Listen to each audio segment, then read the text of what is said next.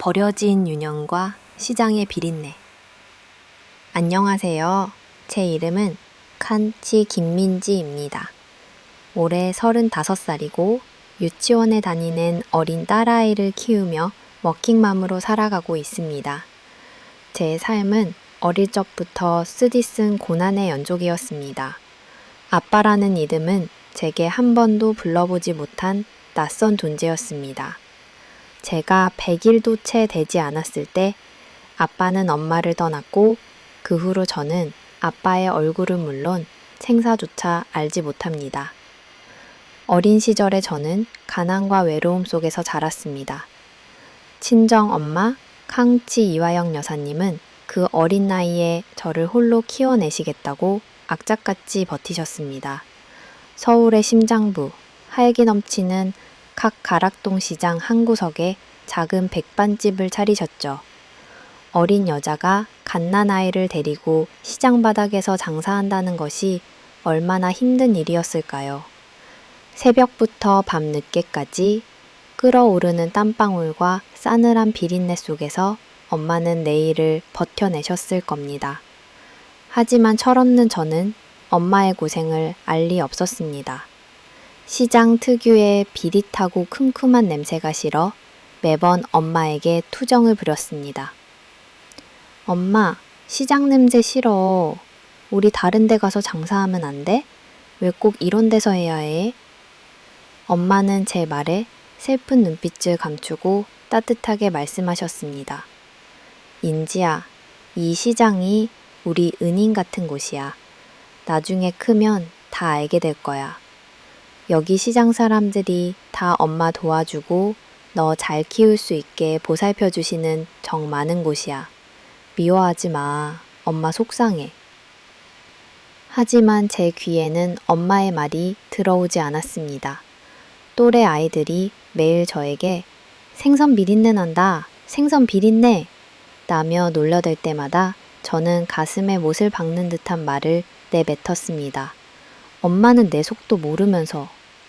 돌이켜보면 제가 얼마나 잔인했는지 그때의 제 모습이 사무치게 후회됩니다. 반평생을 그 식당에서 억적같이 일하신 엄마는 단골 손님을 늘리고 시장 사람들의 입소문을 타면서 점차 안정을 찾아갔습니다. 원래 있던 빚도 청산하고 캄치 지화영 여사님의 작은 빌라 한 채를 장만할 정도로 형편이 나아지셨습니다. 엄마의 굽은 등과 거칠어진 손은 제게 언제나 죄책감과 동시에 세상 그 어떤 보물보다도 값진 사랑의 증표였습니다. 콩지 지화영 여사님은 운명처럼 찾아온 인연, 그리고 예고된 그림자. 각 가락동 시장 인근에는 수많은 대기업 사무실이 밀집해 있었습니다. 그중 한 회사에 다니던 칵팍 서준 여사님은 점심시간마다 엄마에게 저를 찾았습니다. 사장님, 오늘은 따님이 많이 바쁘신가 봐요. 요즘 얼굴 보기가 힘드네요. 엄마는 흐뭇한 미소를 지으며 답했습니다. 아이고, 우리 김서방은 매번 우리 딸을 찾네.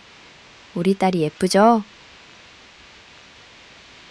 서준 씨는 망설임 없이 속마음을 드러냈습니다. 네, 완벽하게 제 이상형입니다. 그는 저에게 향하는 호감을 숨기지 않았고 엄마는 그런 그를 보며 흐뭇해하셨습니다. 엄마는 훤칠한 외모의 싹싹한 청년인 서준 씨가 스스럼 없이 다가오자 마음에 드셨던 모양입니다. 서준 씨가 식당에 오는 날이면 엄마는 항상 기분이 좋으셨습니다. 너 좋아하는 총각 오늘도 와서 너 찾더라. 번호 같은 건 안 물어보지? 한번 만나봐봐. 엄마는 적극적으로 저와 서준 씨를 이어주려 하셨고 저도 내심 싫지 않았습니다. 그렇게 우리는 서로에게 호감을 느끼며 연인으로 발전했습니다. 결혼까지는 순조롭게 진행될 줄 알았습니다. 하지만 예비 시어머니 김영희 여사님께서 친정엄마의 직업을 탐탁지 않게 여기셨습니다. 시장에서 백반집을 하는 시어머니라니 당신의 명예에 먹칠을 한다고 생각하신 듯 했습니다. 어렵게 허락을 받는 데까지는 꽤 오랜 시간과 노력이 필요했습니다. 시어머니의 깐깐하고 냉정한 태도는 결혼 전부터 제 마음속에 불안의 그림자를 드리웠습니다. 결혼 시 당과 비의 만만 일을 하지 않은데 김에 친 혼수 비가에 거완음이다 이덩 또매 샤오 시미가에 샹이영이 끼껑 정 창지안 틱시 많은 금이 좀 장 정 르 제 청 멍 텅 비에 기에 에 단 류 마 비 멍 청 르 청 비에 피 맺힌 혼수 딸을 위한 모정 평생 고생만 하시던 제 마음속에 제머 피 맺힌 혼수 딸을 위한 모정 평생 고생만 하시답니다. 키어놈이다 처로 져서 피 모정 삐가에 창 청 요 치 장 치 장 핌에 고생만 하시던 친정엄마는 제가 혹여나 시댁에서 무시당할까봐 노심초사하셨습니다. 평생을 모은 전 재산을 딸의 결혼 자금으로 내놓으시며 저를 도와주셨습니다. 민지야, 이 돈은 다 너를 위해 모아둔 거야. 비싼 양복에 시계까지 해주고 어차피 시댁 들어갈 건데 혼수 같은 거 내가 모은 돈으로 몇 개 들고 가면 된다니까. 오빠랑 허리띠 졸라매고 살기로 했어. 제가 혼수가 아니라 엄마의 땀과 눈물 그리고 저를 향한 지극한 사랑이 담긴 결정체였습니다. 서준 씨는 저의 모든 사정을 알고 있었기에 친정 엄마에게 더 지극정성으로 잘했습니다. 그는 엄마에게 장모님, 아들 같은 사위 되겠다고 입에 발린 소리 하지 않겠습니다. 저희 정말 잘 살면서 장모님 여태 고생하신 거 다 갚아드리겠습니다. 잊고 조금만 기다려주세요. 그는 진심을 다해 엄마에게 약속했습니다. 엄마도 서준 씨를 하늘에서 내려준 사위라고 생각할 정도로 아끼셨습니다. 아휴, 김서방 말이라도 고마워. 나는 우리 김서방이 하늘에서 내려준 사람이라고 생각해. 무리하지 말고 잘 살기만 해. 난 그거면 돼. 정말 거짓말 하나 없이 엄마와 서준 씨의 사이는 너무나 좋았습니다. 저는 남편 하나는 제대로 만났다고 늘 감사할 정도였습니다. 하지만 이 완벽해 보이는 행복 뒤에는 잔혹한 시련이 도사리고 있었습니다.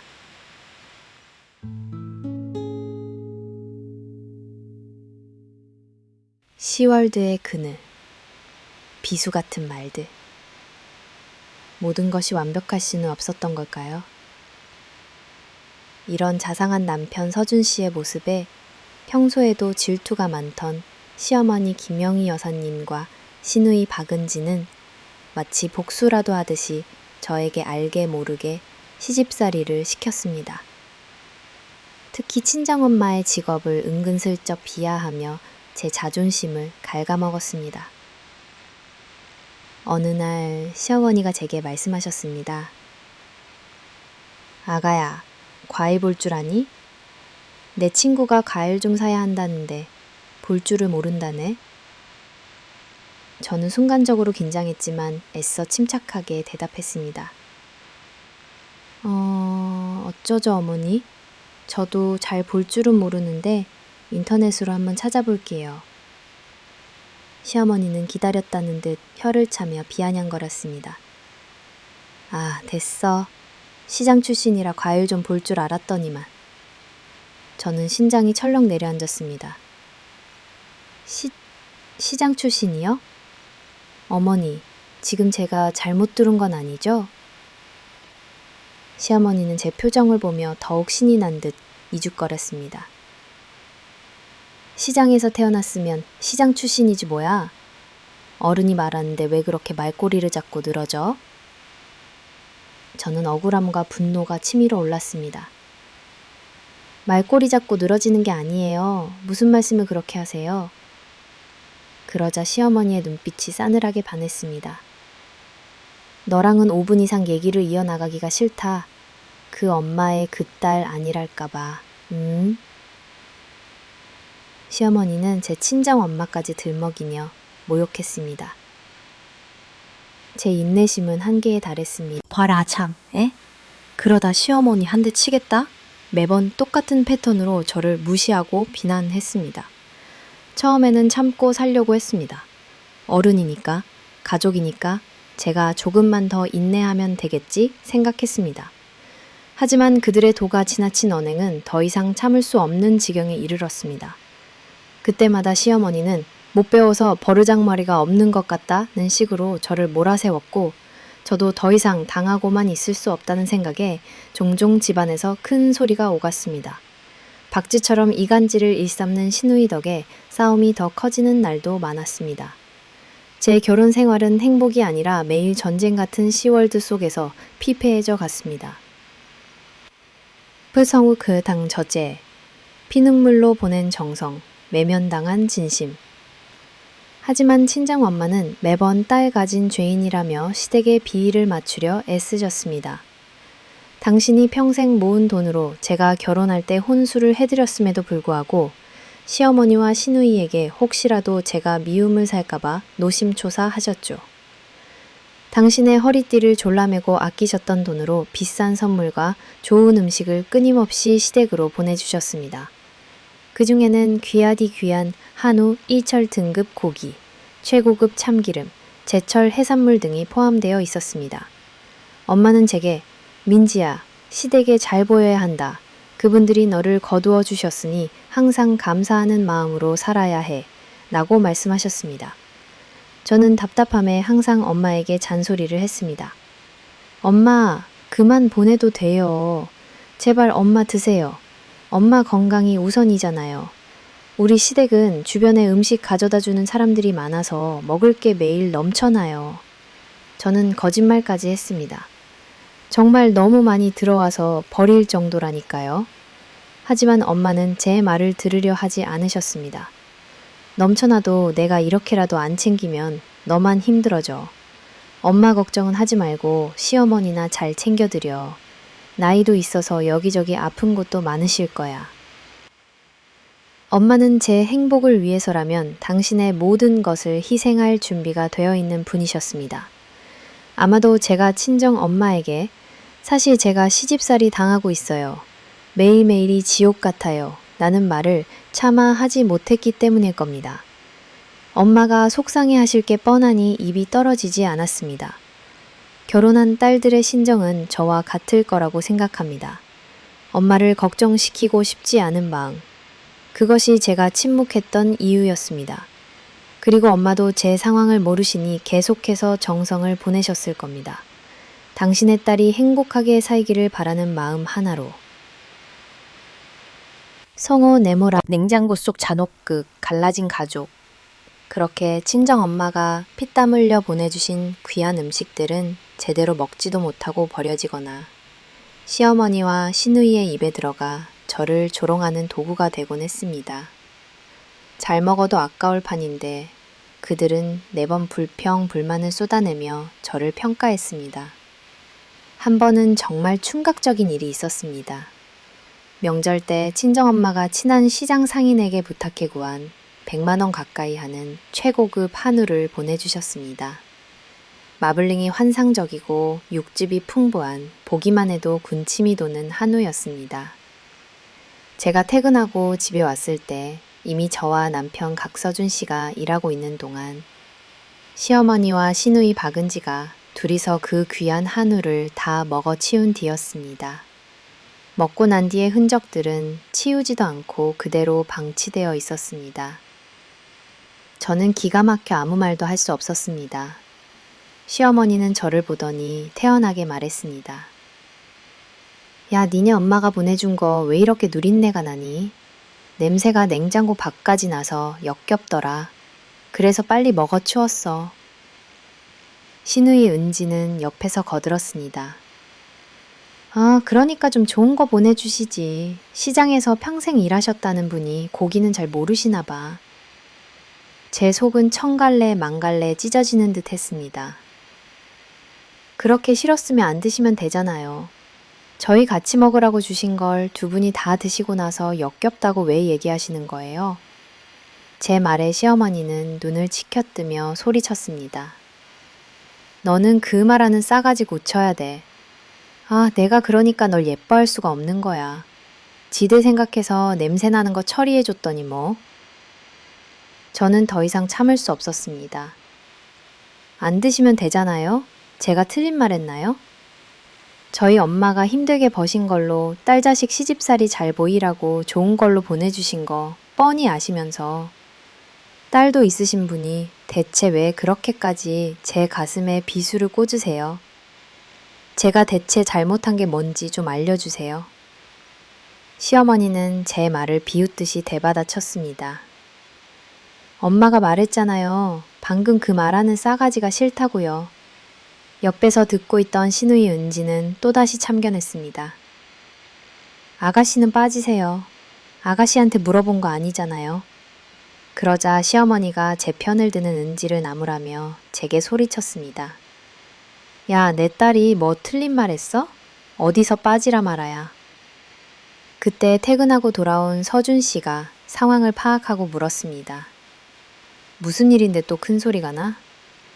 시어머니는 기다렸다는 듯이 서준 씨에게 이르셨습니다. 쟤네 엄마가 보낸 소고기를 은지랑 좀 떠고 저 지랄을 떤다. 얼마 있지도 않는 걸로. 서준 씨는 제 편을 들었습니다. 엄마, 쟤네 엄마라니요? 호칭 좀 제대로 쓰세요. 그렇게 장모님을 무시하는 식으로 말하니까 자꾸 싸움이 벌어지는 거 아니에요? 그리고 그걸 왜 둘이 드세요? 묻지도 않으시고. 그게 엄마 거예요? 시어머니는 적반하장으로 소리쳤습니다. 내가 고작 소고기 둘이 먹었다고 그래요? 네, 어머님이 말끝마다 저희 엄마가 보내준 소고기 역겹다고 짜증내시고 계속 무시하잖아. 시어머니는 드라마의 주인공이라도 된 듯 과장된 몸짓으로 탄식했습니다. 아이고, 둘이 아주 나를 죽이겠어. 내가 제명해 죽겠냐? 너들 손에 죽을까봐 하루하루가 무섭다 진짜. 저는 서준 씨의 등 뒤에 숨어 있다가 앞으로 나서며 소리쳤습니다. 제발 적당히 좀 하세요. 대체 언제까지 그렇게 심술 부리실 건데요? 시어머니는 눈물을 뚝 그치고 저를 노려보며 말했습니다. 아이고, 심술이라도 했니? 지금 내가 쟤를 봐주고 넘어가 주는 거지 이게 무슨 심술이야. 시누이 은지는 서준 씨에게 따졌습니다. 오빠, 새언니 말만 듣고 앞서지 마. 며느리가 집에 있으면 시댁 사람들한테 한 소리 듣고 할 수도 있는 거지. 그때마다 쪼르르 와서 화라는 화는 다 내고. 진짜 팔불출이 따로 없어. 서준 씨는 더 이상 참지 못하고 폭발했습니다. 아, 됐어. 그만해. 이것들이 아주 나를 개무시하고 그렇게 내내 장모가 좋으면 가서 살아. 여기 있지 말고. 저는 기다렸다는 듯이 답했습니다. 네, 안 그래도 그럴 참이었어요. 시어머니는 마지막 발악을 하는 듯 했습니다. 저 싸가지 없는 게 우리 아들을 저렇게 만들어놨네. 예전에는 착했는데 여자 하나 잘못 만나서 성격이 아주 개판이 됐어 아주. 저는 눈물을 닦으며 말했습니다. 어머님이 말씀만 곱게 하셨어도 저희 이렇게까지 대들지 않아요. 그렇게 온 가족이 대판 싸웠습니다. 저를 괴롭히는 시어머니와 시누이에게 한마디씩 하는 서준 씨. 그리고 지지 않고 맞받아치는 저. 저희는 하루하루 위태롭게 줄다리기 하며 살아갔습니다. 그 싸움의 잔상이 제 삶에 깊은 상처를 남겼습니다. 엄정어면 처신시의 양아 예비사위의 아나무인 시월드의 이중자 때 시누이 박은지에게는 6년간 만나온 오랜 남자친구 장혁 씨가 있었습니다. 장혁 씨는 가진 것도 없고 변변한 직업도 없는 사람이었습니다. 하지만 시누이는 매번 우리 혁이 오빠가 얼마나 잘생겼는데 라며 찬양하고 있는 돈 찾아와서 뻔뻔하게 밥을 요구하곤 했습니다. 아, 밥 좀 주세요. 좀 얼큰한 탕 같은 거 먹고 싶은데 어제 술 많이 마셨거든요. 시누이는 저에게 뻔뻔하게 명령했습니다. 새언니, 냉동실에 있는 동태로 동태탕 좀 끓여줘요. 시어머니는 아들처럼 장혁 씨를 챙기셨습니다. 동태탕으로 되겠어? 불고기 재워놓은 거 있잖냐. 아이, 그것도 좀 볶아라.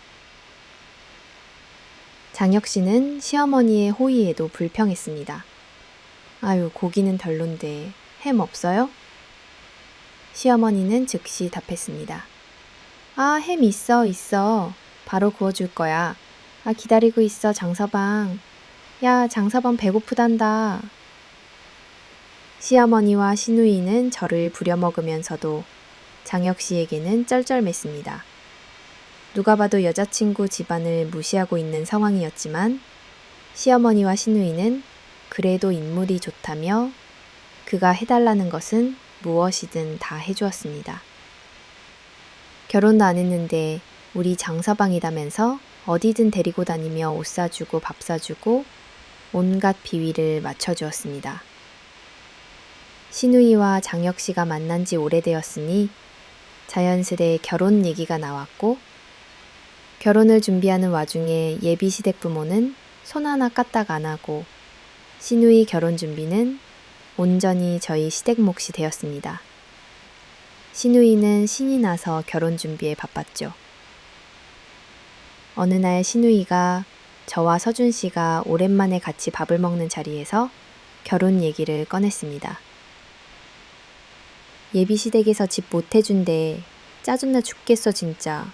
성중이도 모아온 돈 하나도 없다고 하고 완전 시댁에 들어가서 살아야 할 판이야. 시어머니는 기겁하며 소리쳤습니다. 살아? 그럼 돈도 없는데 어쩌겠어? 시어머니는 제게 시집살이를 시킬 때와는 180도 다른 태도를 보였습니다. 어머머머, 미쳤니? 우리 딸이 그 집 시댁에 뭐하러 살아? 그 집에 시집살이 시키면 어쩌려고? 내가 어떻게 키운 딸인데 고생하는 꼴은 절대 못 보지. 안 돼. 저는 기가 막혔습니다. 본인은 저에게 그렇게 시집살이를 시키고 못 살게 굴면서 제 딸인 시누이가 시집살이 하는 꼴은 못 본다니. 정말 양심이라는 게 없는 사람들인가 싶었습니다. 그래서 제가 한마디 했습니다. 아가씨도 결혼해서 시집살이 해봐야 제 신정을 알 텐데 어머니도 아가씨가 시집살이 하는 거 싫으시죠? 저희 엄마도 마찬가지예요. 그러니까 저한테 시집살이 좀 시키지 마시고 잘 좀 해주세요. 시어머니는 제 말을 애써 외면하며 얼버무렸습니다. 아이고, 내가 같은 시어머니도 없어. 이렇게 뻔뻔하게 넘어가는 시어머니의 태도에 저는 더욱 얄미움을 느꼈습니다.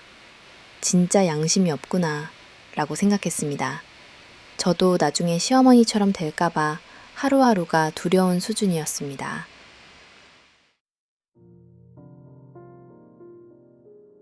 새벽의 비보, 그리고 잔혹한 주가.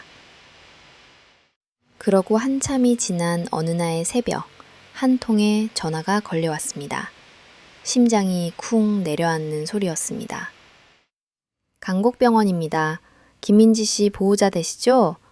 어머님께서 뇌졸중으로 쓰러지셨는데 병원에 늦게 오셔서 돌아가셨습니다. 빨리 오셔야 합니다. 저는 전화를 받는 순간 그대로 주저앉았습니다. 눈물만 하염없이 흘렀습니다. 귓가에는 아무것도 들리지 않았습니다. 세상이 무너지는 것 같았습니다. 곁에서 잠자고 있던 서준 씨는 제가 울고 있는 것을 보고 깜짝 놀라 다가왔습니다. 저는 겨우 정신을 차리고 그에게 엄마의 소식을 전했습니다. 서준 씨는 저를 안아주고는 급히 옷을 갈아입혀 주었습니다. 그리고 시부모님과 시누이를 깨웠습니다. 엄마, 은지야, 빨리 일어나. 장모님 돌아가셨어. 빨리 가야 돼. 급해.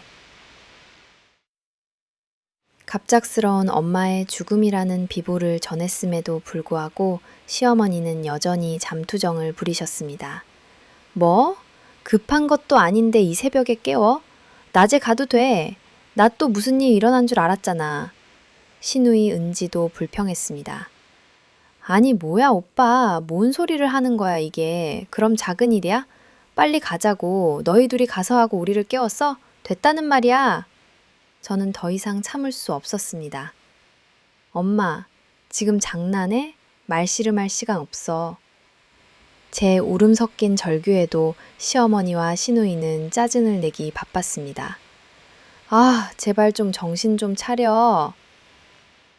그들의 짜증조차 제 귀에는 들리지 않았습니다. 저는 그저 하염없이 눈물만 흘렸습니다. 그때라도 그들의 뺨을 후려 갈겼어야 했는데 저는 장례 절차조차 제대로 처리할 수 없을 정도로 패닉 상태였습니다. 서준 씨가 모든 장례 절차를 도맡아 처리하며 정말 많이 고생했습니다. 이 세상에 하나밖에 없는 소중한 우리 엄마가 딸에게 효도 한번 제대로 받아보지 못하고 돌아가셨다는 충격에 저는 물 한 모금도 마시지 못하고 하루 종일 조문객조차 제대로 맞지 못할 정도로 괴로워했습니다. 그런데 옆에서 시어머니는 한술 더 뜨기 시작했습니다. 육개장이 짜다. 하나같이 음식이 별로야. 편육도 다 추가해야 하는 거 아니야?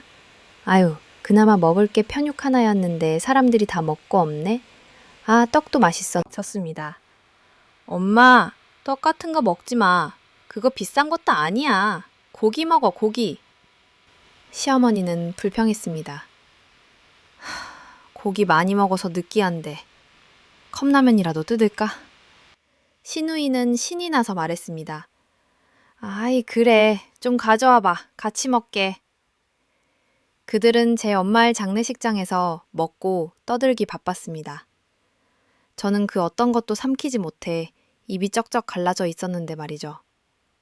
서준 씨 쪽 친척들이 조문하러 오셨고 시어머니는 친척들을 보자마자 반가워하며 신이 나서 시누이의 결혼에 대한 이야기를 꺼내셨습니다. 어머, 고모도 오셨어요?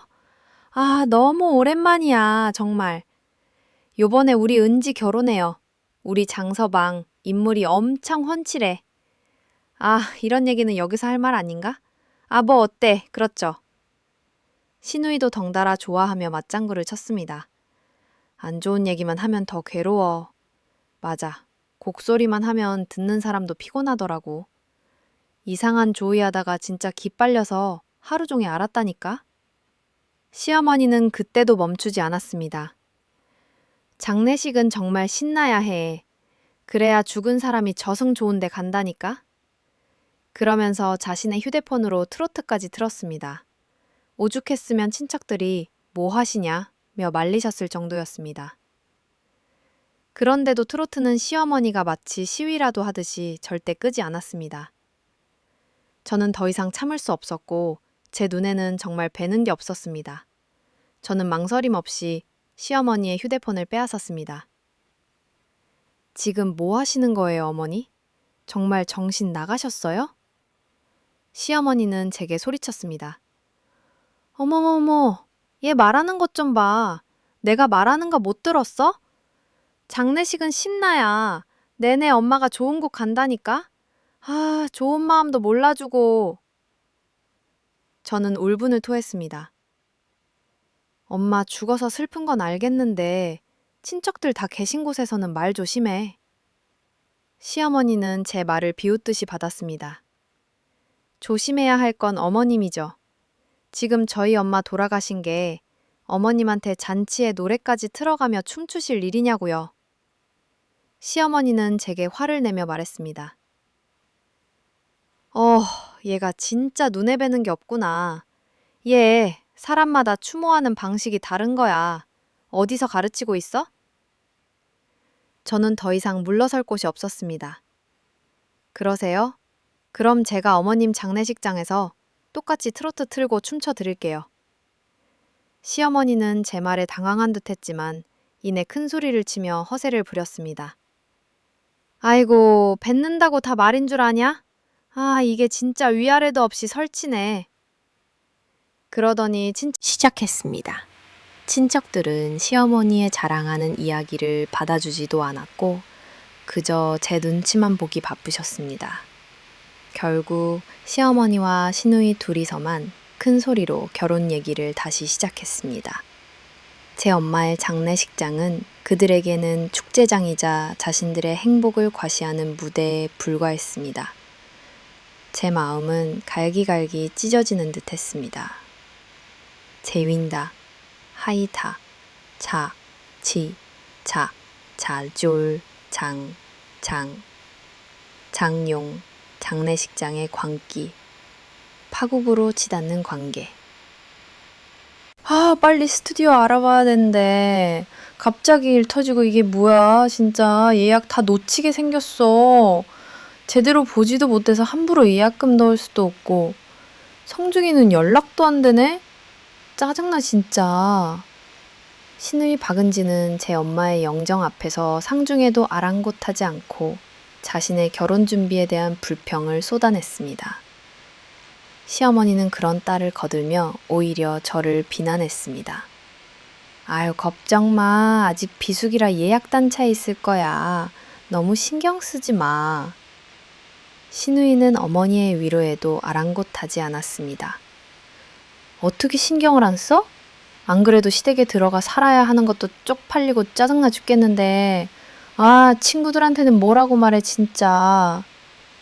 시누이는 하루 종일 한탄만 했습니다. 저는 화가 채 가시지도 않았는데 그들의 이기적인 모습에 더 깊은 절망감을 느꼈습니다. 그때 시어머니가 제 인내심의 마지막 끈을 끊어버리는 말을 내뱉기 시작했습니다. 우리 딸, 무슨 걱정이야. 사돈집 있잖아. 이제 돌아가셨으니 그 집 쓸 사람도 네가 쓰면 되지. 걱정하지 마. 엄마가 다 책임질게. 서방한테 식이나 빨리 올리자 그래. 듣도 보도 못한 막말이었습니다. 제 엄마의 죽음을 이용해 시누이의 결혼 문제를 해결하겠다는 그들의 발언은 인간성을 저버린 행위였습니다. 내가 이것들 진짜 가만두면 안 되겠다 싶어서 자리에서 일어나려고 할 때 주문객을 맞이하다가 저를 챙기러 온 남편 박서준 씨가 시어머니의 말을 듣자마자 눈빛이 돌변했습니다. 그는 친척들이 보든 말든 시어머니가 앉아있는 상을 뒤엎어버렸습니다. 탕과 음식들이 바닥에 뒹굴고 그릇 깨지는 소리가 장례식장을 가득 메웠습니다.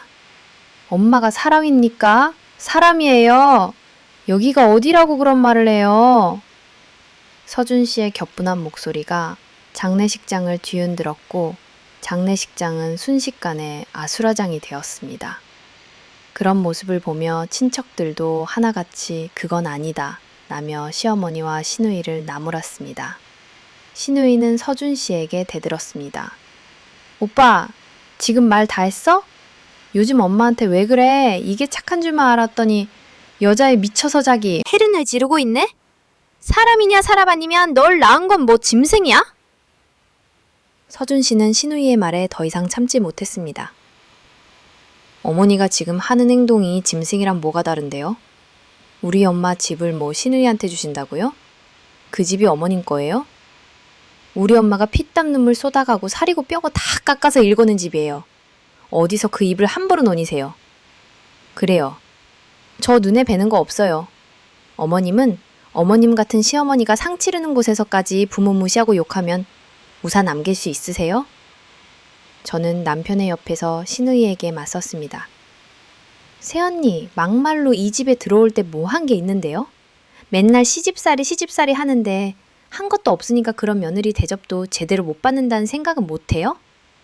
시어머니는 제 머리채를 잡으려 들며 악을 썼습니다. 너 그 입 안 다물어!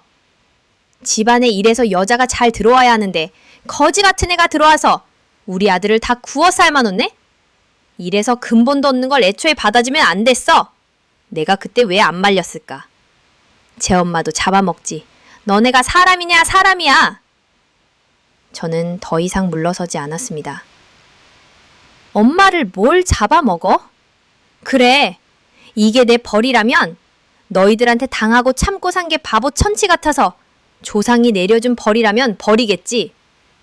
내가 그 벌 다시 받을까봐 무서워서 너희들이랑은 도저히 얼굴을 보면 살 수가 없어. 당장 내 눈앞에서 꺼져. 완전 미친년 아니야 저거? 서준 씨는 저를 감싸며 소리쳤습니다. 야, 너 말 다 했냐? 아니, 다 안 했어. 내 와이프가 여태 개고생해서 나 하나 보고 참아온 건데 내가 더 이상은 방관할 수가 없다. 언젠가는 정신 차리고 사람 되겠지 했는데 내 뿌리가 수치스러울 정도야. 우리 아버지가 왜 우리를 버리고 갔겠어. 다 징글징글하거든. 이렇게 사람이 기본이 안 되어 있는데 어떻게 같이 사냐? 안 그래? 당장 여기서 꺼져! 제가 참아왔던 모든 것들, 그리고 친정 엄마의 얼굴이 주마등처럼 스쳐 지나갔습니다. 제가 악에 받쳐서 주변에 있는 지인들이나 친척들이고 뭐고 어른한테 반말 찍찍 날린 거 잘한 거 아니겠죠. 하지만 저는 살아야겠다. 그리고 우리 엄마를 엿보이는 것 같지 않게 살아야겠다는 절박함에 사로잡혀 있었습니다. 그렇게 시어머니와 시누이는 주변 사람들이 증오하는 눈빛으로 쳐다보니 허겁지겁 도망을 갔습니다. 찬굿저 새로운 시작. 단절된 인연. 서준 씨는 제게 고개를 숙이며 사과했습니다. 여보, 내가 미안해. 그냥 내 욕심에 당신같이 과분한 사람을 만나. 결혼한 것 같다. 우리 집안이 사람이 덜 된 사람들밖에 없는 걸 알면서도 전부 다 내 욕심이야. 장모님 가시는 날까지 정말 면목이 없어. 저는 그의 손을 잡으며 말했습니다. 당신이 잘못한 게 뭐가 있어. 그런 말 하지 마. 우리 엄마한테 못 해준 효도 당신이 다 해준 거나 마찬가지야.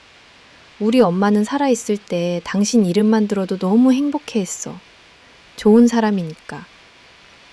그냥 당신도 그런 가족에서 자라서 고생한 게 나는 너무 마음이 아파. 그래도 여보를 만나서 사람답게 살게 됐잖아. 내 걱정은 하지 말고 남은 시간이라도 장모님 잘 보내드리자. 서준 씨는 고개를 끄덕였습니다.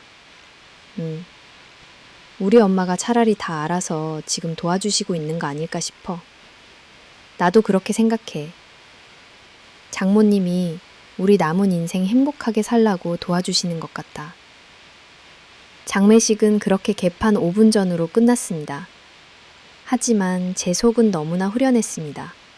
엄마가 갑작스레 돌아가신 슬픔은 이루 말할 수 없었지만 정말 엄마가 우리를 도와준 만큼 열심히 살아야겠다고 생각하면서 친정 엄마를 잘 보내드렸습니다. 시어머니와 시누이의 얼굴은 정말 쳐다보기도 싫었고 목소리도 듣고 싶지 않았습니다. 그렇게 난장판을 쳐놓고도 발인 때까지 그들에게서 연락 한 통 없었습니다. 남편과 저는 그들이 너무나 괘씸했습니다. 서준 씨가 먼저 제안했습니다. 당분간 집에 들어가지 말자. 이건 진짜 아니야. 내가 단기 임대 방을 임시로 알아놨어. 일단 거기서 우리끼리 옮겨서 한 달 정도만 지내자. 그동안 본가 부동산에 내놓고 살 집 알아보면 돼. 내가 다 알아서 할게. 여보는 고생했으니까 조금 쉬고 있어. 저는 서준 씨의 단호함에 감동했습니다. 일단 짐 옮겨야 하니까 나는 이삿짐 센터 좀 알아볼게. 유치원에도 연락해서 며칠 더 쉬겠다고 해야 돼. 본가는 어차피 내가 모아놓았던 돈이 대부분이라 가격만 조금 낮추면 금방 팔릴 거야. 그때까지만 고생하자. 저는 결연한 표정으로 말했습니다. 파는 거야 둘째치고 일단 그래도 난 어머님이랑 아가씨 얼굴은 좀 봐야겠어. 결판을 지어도 얼굴은 보고 지어야지. 안 그러면 절대 안 떨어져 나갈 사람들이야. 서준 씨는 제 의견을 존중해 주었습니다. 이사하고 알아볼 거 다 알아본 다음에 보러 가자.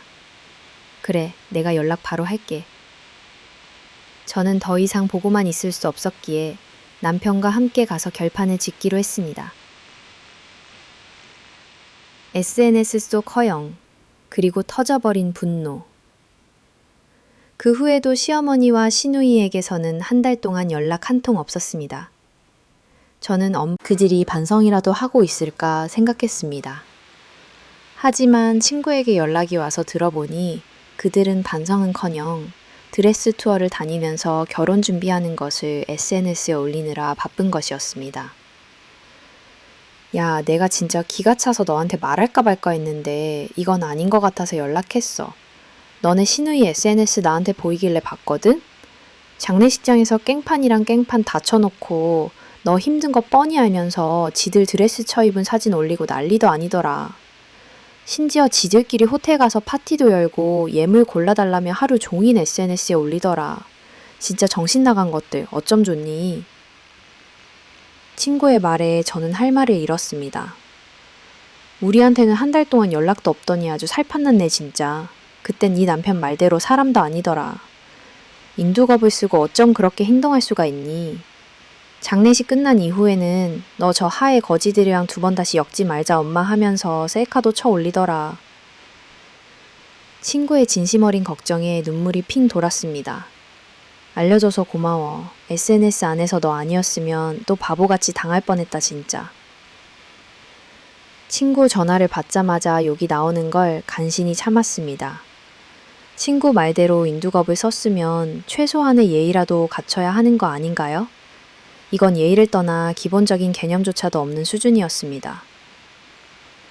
장례식 때부터 너무나도 고생한 서준 씨에게 이 짐을 짊어주는 게 맞나 싶었지만 그래도 남편 집안일이니까 말은 하는 게 맞다 싶어서 바로 연락을 했습니다. 여보, 내 친구가 아가씨 SNS 들어가 봤더니 거지들이라며 나를 저격하고 우리한테 연락도 없이 지 결혼식 준비하느라 바빴다고 말해주더라. 아주 드레스 투어 다니면서 호텔 다니고 난리도 아니더라고. 장례식에서 트로트 틀고 춤춘 게 진짜 어머님하고 아가씨한테 잔치 같아서 춤춘 거였나 봐. 진짜 눈물 나고 어이가 없어 지금. 서준 씨는 제 말을 듣자마자 격분했습니다. 아, 진짜 안 되겠다. 얘기 듣느라 너무 속상했겠다. 내가 같이 있었어야 했는데 오늘 퇴근하자마자 엄마한테 가자. 자식으로서 마지막 도리를 지키려고 했는데 그걸 포기하게 만들었으니 결판을 지어야지. 서준 씨가 퇴근하고 저와 둘이서 시댁에 연락도 없이 쳐들어갔습니다. 시어머니랑 시누이는 입으로 그런지는 모르겠지만 비밀번호는 아직 그대로였습니다. 둘이서 하하호호 떠들다가 저희가 들이닥쳤을 때의 표정은 아직도 잊지 못합니다. 그들의 얼굴에는 당황스러움과 동시에 불쾌감이 역력했습니다.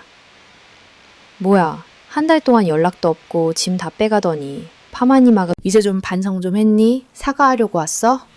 시누이 박은지는 비아냥거렸습니다. 그러게 집 나간 줄 알았는데 연락도 없이 지들 집처럼 함부로 들어와서 인사도 안 하고. 뭐야? 진짜 이거 내 집 맞는데? 저는 더 이상 참을 수 없었습니다. 내 집 맞아. 내 돈이 반도 훨씬 넘게 들어갔고 내 명의로 이 집 산 거 몰라? 재산세 내기 싫다고 내 명의로 돌렸잖아.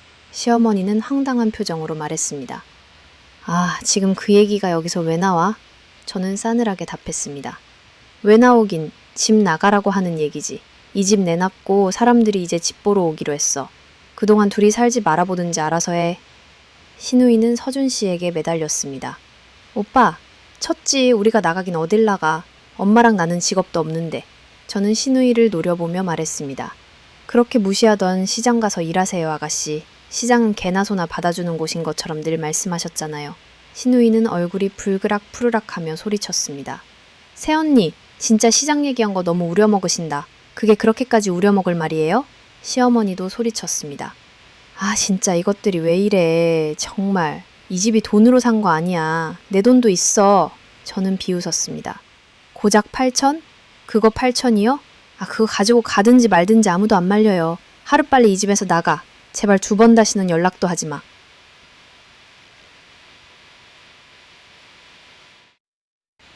미문 집안이는 피 튀기는 절연, 짐승만도 못한 이들. 엄마, 우리 이제 제발 사람답게 좀 살자. 서준 씨는 더 이상 참지 못하고 결론을 내렸습니다. 그는 독립과 동시에 가족과의 절연을 선포했습니다. 시어머니는 그 말에 마치 충격을 받은 듯 뒷목을 잡고 쓰러지는 신용을 하셨습니다. 그게 무슨 말이냐? 미쳤어? 하지만 아무도 시어머니를 일으켜 세워주지 않으니 스스로 잘 일어나셨습니다. 시누이 은지는 서준 씨에게 매달렸습니다. 오빠는 철이 쉽게 끊어질 거라 생각해? 옆에 있는 여자는 오빠랑 피도 안 섞인 남이야. 그 여자 좀 괴롭혔다고 날 낳아준 엄마한테 이따위를 행동할 수 있어?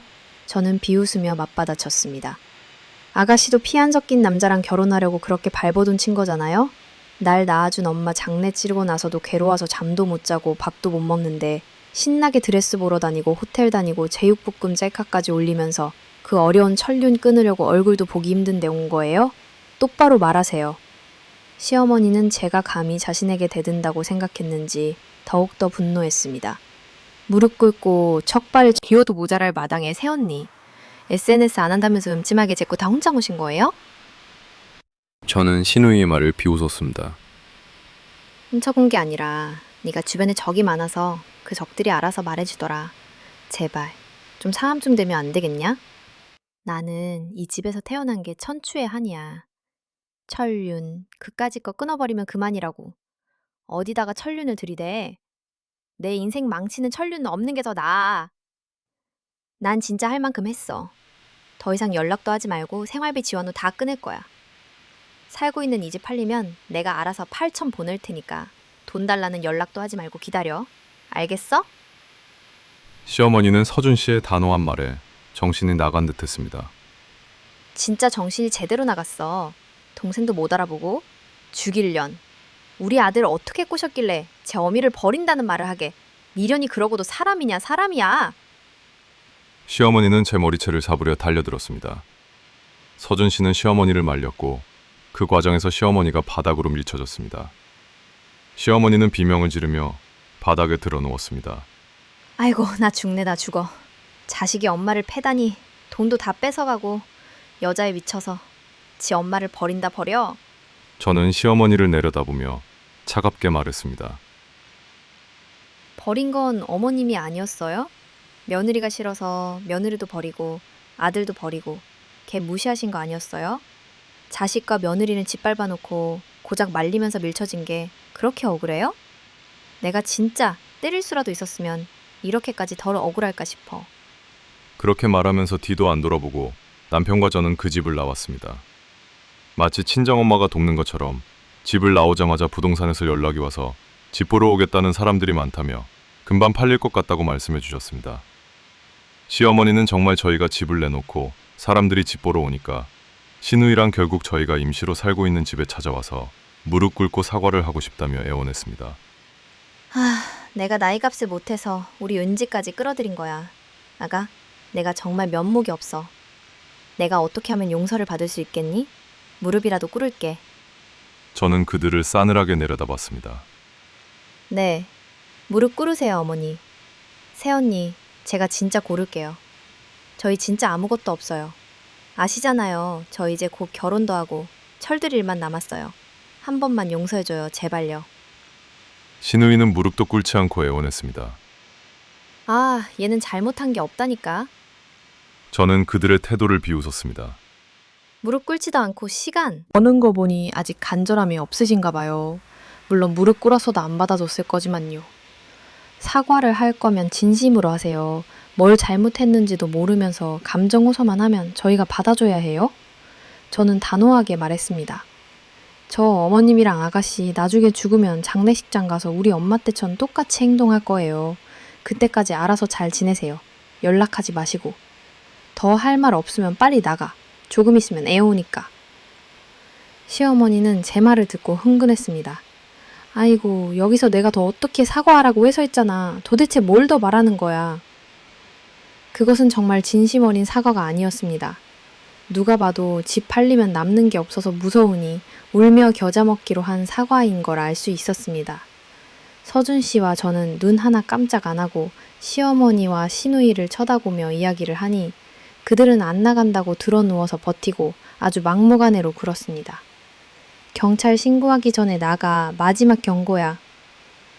저는 더 이상 망설이지 않고 휴대폰을 들었습니다. 아니야, 그냥 내가 전화할게. 도저히 안 되겠다. 아, 진짜 경호가 없어도 이렇게 없을 수가 있어. 여보세요? 거기 경찰서죠? 결국 경찰에 전화하는 신용을 하자 시누이가 경악하며 시어머니를 데리고 나갔습니다. 엄마, 그냥 일어나. 가자. 아, 진짜 재수없어서 정말. 시어머니는 뒤돌아보며 소리쳤습니다. 그래, 너희들끼리 잘 먹고 잘 살아봐. 한 번 가족 버리고 천벌 받을 거다, 천벌. 저는 그들의 뒤통수에 대고 소리쳤습니다. 천벌 달게 받을 테니 2번 다신 연락하지 마세요. 입엔 제13장 잔혹한 복수 그리고 피폐해진 일상. 그렇게 끝난 줄 알았던 어느 날 시어머니가 잘 지내냐며 저희 집을 찾아왔습니다. 이미 집도 다 팔렸고 8천만 원도 보낸 상태여서 저는 그와의 인연이 완전히 끝난 줄만 알고 살았습니다. 약속대로 연락을 안 하기로 했지만 시어머니는 저희 집 문 앞에 계속 서서 벨을 누르고 문을 두드렸습니다. 주변 이웃들이 볼까봐 무섭기도 하고 그래도 어른이니까 머리채를 잡아 끌 수도 없는 노릇이라 남편에게 전화를 할까 말까 수백 번 고민하다가 저도 집에 들어가야 해서 어쩔 수 없이 시어머니를 데리고 들어갔습니다. 들어오자마자 우리 집에 들어선 시어머니는 죽겠다며 우는 소리를 했습니다. 민지야, 은지 결혼시켜야 하는데 돈이 없어. 이건 살아도 사는 게 아니야. 내가 말년에 운이 대체 어떻게 이래. 이런 삶을 살아야 하는지 정말 모르겠다. 저는 차갑게 말했습니다.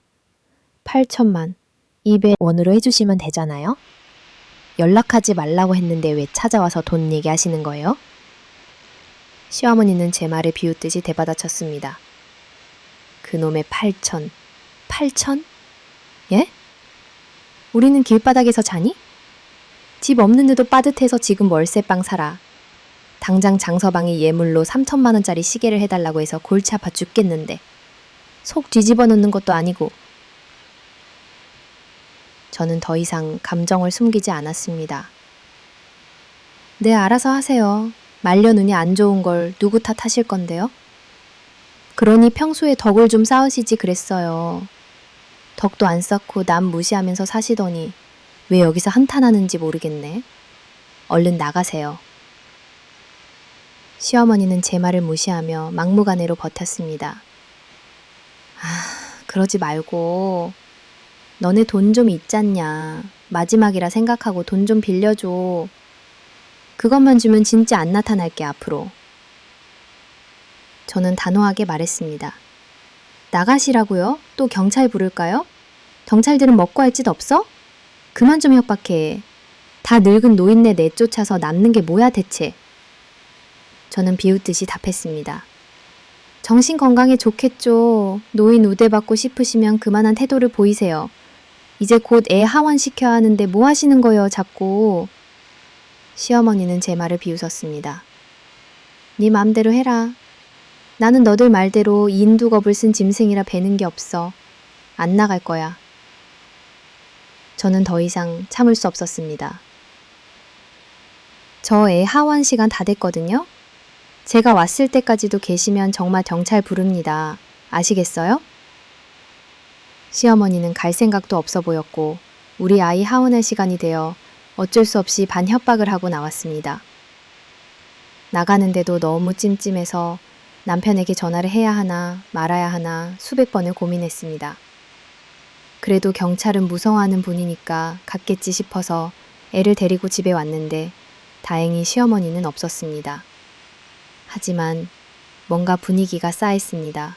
소름이 끼칠 정도로 싸늘했습니다. 는 제14장 유골함의 비극 치솟는 분노. 애를 우선 씻기고 간식 준비를 해준 다음 제 방에 들어갔더니 바닥에 보이는 것은 친정 엄마의 유골함 뚜껑이었습니다. 제 눈앞이 캄캄해졌습니다. 설마 하는 불길한 예감에 온몸에 피가 식는 것 같았습니다.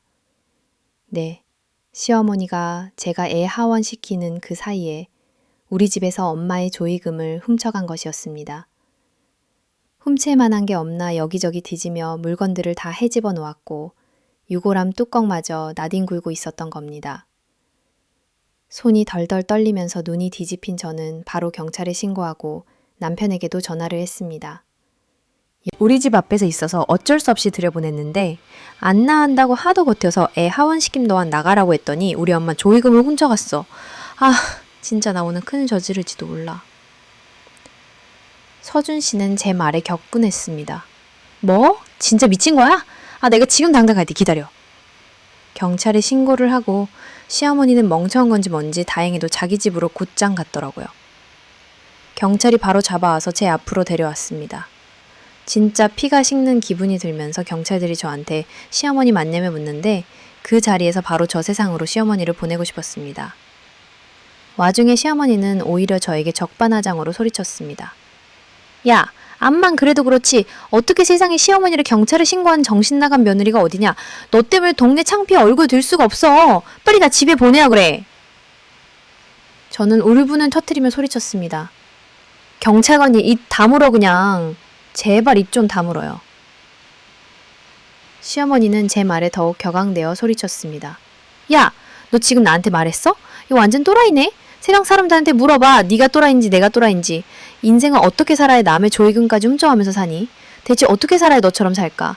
나도 나이 많은 사람한테 반말하면서 화내기 싫어. 네가 자초한 거잖아. 나를 왜 이렇게 만드는데? 나를 왜 이렇게 만들어? 경찰은 화를 주체하지 못하는 저를 말리면서 시어머니를 어떻게 처분할 건지 물었습니다. 그때 남편 서준 씨가 도착해서 시어머니한테 달려들었지만 경찰들이 막아섰습니다. 일단 돈은 봉투 그대로 가지고 계셔서 금액 맞는지 먼저 확인해 주시겠어요? 지금 이 상황은 가족관계이긴 한 것 같은데 그래도 절도건 접수된 이상 합의 안 하시면 처벌받을 수 있게 처리 가능하세요. 어떻게 하시겠어요? 저는 망설임 없이 답했습니다. 합의 안 합니다. 법대로 처리해 주세요. 시어머니는 필사적으로 변명했습니다. 내가 훔친 게 아니라 내가 낸 조의금 다시 빼내려고 가져온 거야. 정말이야. 아, 합의는 해줘야지 그래도. 저는 시어머니의 뻔뻔함에 치를 떨었습니다. 정말 밑바닥까지 다 드러내셨네요. 밑바닥을 보인 건 이들이에요. 아무것도 없는 나를 버렸잖아. 금수만도 못한 삶 사는 기분이 어떠세요? 지은 죄 제발 달게 받으시길 바랄게요. 다른 것도 아니고 어머님 사돈 조의금이에요. 제대로 처벌 안 받으시면 저 민사소송까지 걸 생각입니다. 저희 엄마가 가서라도 저는 죽어 끝까지 따라갈. 좋은 말로 할 때 경찰 따라가서 처벌 받으시고 죽어서도 연락하지 마세요. 그렇게 말하며 경찰서 가서 조사서 쓸 거 쓰고 시어머니 우는 소리 듣는 신용도 안 하고 집에 왔네요. 제15장 스펙터클한 삶 그리고 비로소 찾아온 평화. 제 인생 정말 스펙터클합니다. 옆에서 아무 말도 없이 창밖만 보던 서준 씨는 더 이상 안 되겠다며 제 핸드폰까지 가져가서 아이의 번호도 다 차단시키고 삭제를 했습니다. 내가 미안해. 나 때문에 없는 일까지 자기가 더 겪어서 너무 미안해. 저는 서준 씨의 손을 잡으며 말했습니다. 우리 서로 미안해하지 말자. 정말이야. 자기도 여태 그런 집에서 살아온 거 고생 많았잖아. 우리 이제 행복해지자. 그렇게 한참을 둘이서 껴안고 울었습니다. 그 눈물은 그동안 쌓였던 모든 서름과 분노 그리고 희망이 뒤섞인 눈물이었습니다. 그 후 꾸역꾸역 결혼식을 올린 시누이에게는 가지도 않았습니다. 번호도 차단되어 있어서 연락을 했는지는 모르겠지만요. 서준 씨와 저는 핸드폰 번호도 바꾼 채 시댁과 완전히 연을 끊고 새로운 삶을 살고 있습니다.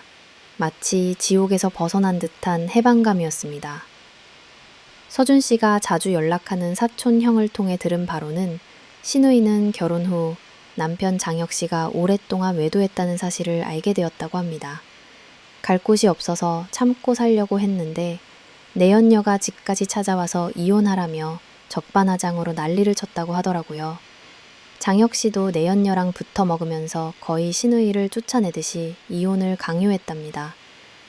이혼 후의 충격 때문인지 신우이는 집 밖을 나오지 않는다고 하고 시어머니는 아직도 정신을 못 차리고 친척들한테 생활비 빌리고 다닌다고 하더라고요. 친척들은 저희 엄마 장례식장에서 보여줬던 시어머니의 모습에 정이 떨어져 연락을 일체 안 받고 있다고 합니다. 그들의 파멸은 어쩌면 예견된 결과였을지도 모릅니다. 어떻게 부모와 자식 연을 끊고 사냐고 남들이 보면 욕할 수 있겠죠. 하지만 살아보지 않으면 정말 가정사는 함부로 욕하면 안 되는 것 같습니다. 제가 정말 가장 크게 느낀 게 바로 그 점입니다. 서준 씨는 부모와 자식 사이에도 해서는 안 될 행동을 하면 참는 게 무조건 정답은 아니라고 말하더라고요. 그들이 어떻게 살든 간에 자기는 신경 쓰이지도 않고 신경 쓰고 싶지도 않답니다. 지금이 훨씬 더 행복하다고 말해요. 저 역시 그렇습니다. 저처럼 당하고 사셨던 전국의 며느리분들 참지 마세요. 본인을 챙기고 본인 가족을 더 돌보세요. 그게 정답이에요. 다들 한 번 사는 짧은 인생 사랑하며 행복하게 사시기를 바라겠습니다. 당신의 삶은 소중하고 당신의 행복이 가장 중요합니다.